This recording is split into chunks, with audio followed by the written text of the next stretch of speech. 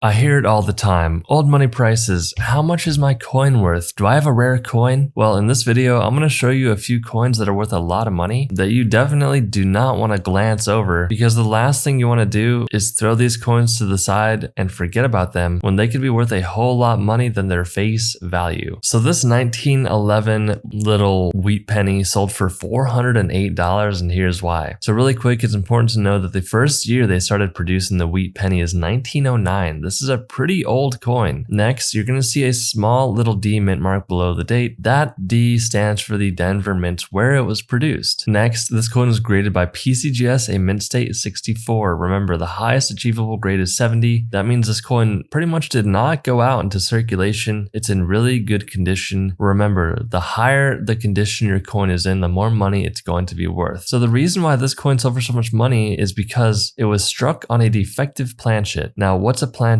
A planchet is essentially a piece of metal that the coins are struck on. Now, this is a tricky one. You want to look very closely because a lot of people that get a coin like this are not going to have a genuine error. They're going to have some sort of damage, whether that was intentional or just simply environmental damage on the coin. Coins that have post-mint damage are pretty much only worth their face value of 1 penny, but this one, the planchet or the blank piece of metal, was already defective before it was struck. You can tell the difference between a post-mint damage coin versus a mint error coin by the way I describe it is a lot of the errors are very smooth and it does not look like someone just took a power tool to the coin. Just imagine what a coin would look like if you took a heavy object to the coin. There would be very sharp ridges. It would look very abnormal. So take a very close look at this coin because this is struck on a defective planchet and it sold for $408. Condition.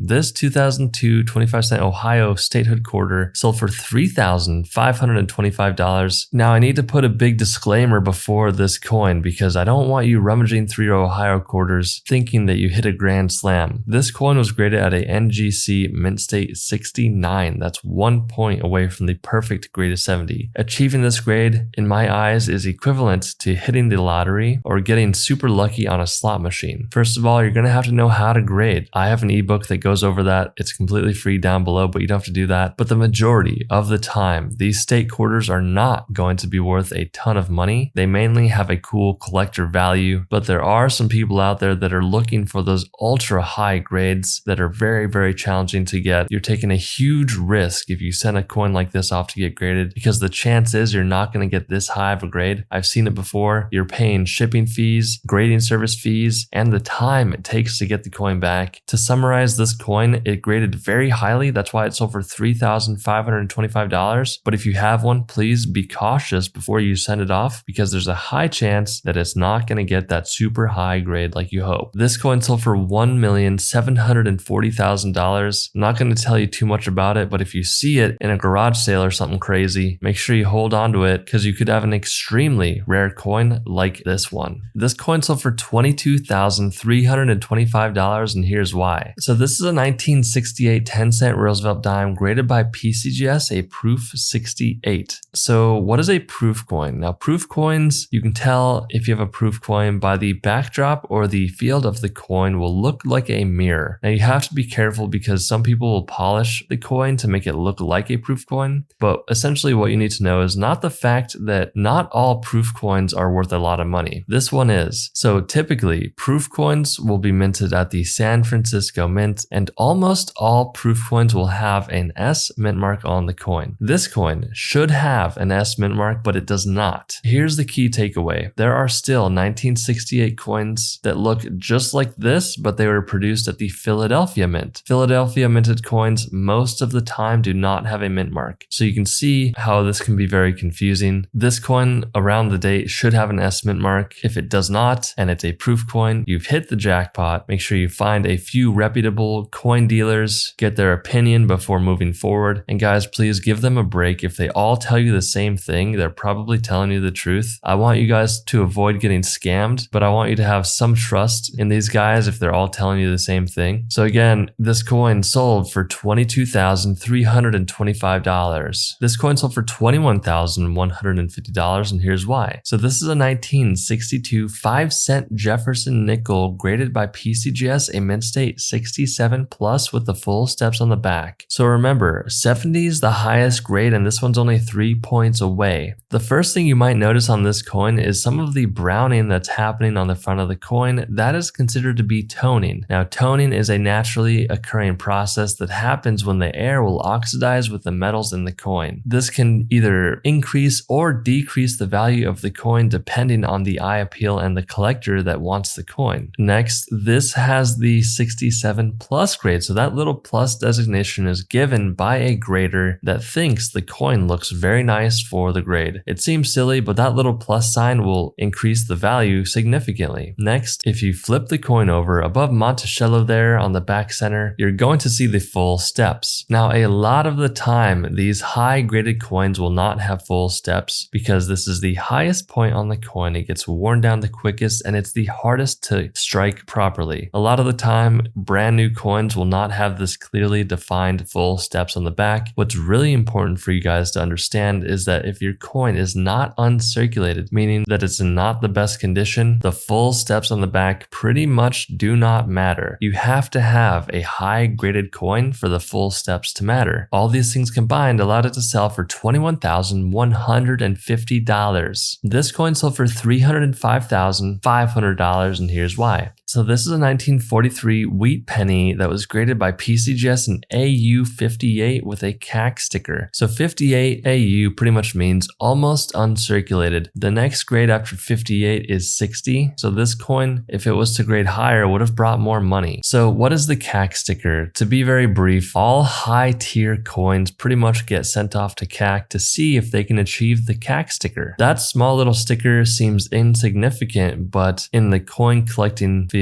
it pretty much means that the coin is super nice for the grade. And again, as silly as it seems, it really does increase the value of the coin significantly. It's a no-brainer to send your coin off if it's a high tier coin. So essentially, this 1943 coin should have been struck on a zinc coated steel planchet, but it was accidentally struck on a bronze planchet. So during the war efforts, they were going through a transitional phase because they needed bronze for ammunition. So they transitioned into a zinc coated steel planchet in 1943, but this coin accidentally got struck on that bronze planchet. Be careful, there are a good amount of fakes of these out there. If a deal is too good to be true, it probably is. Be aware, but if you find one, you've hit the mother lode because again, this coin sold for $305,500. If you enjoyed this video, you'll definitely enjoy the other videos on my channel. Click on that video up above or go to my channel and I'll see you inside.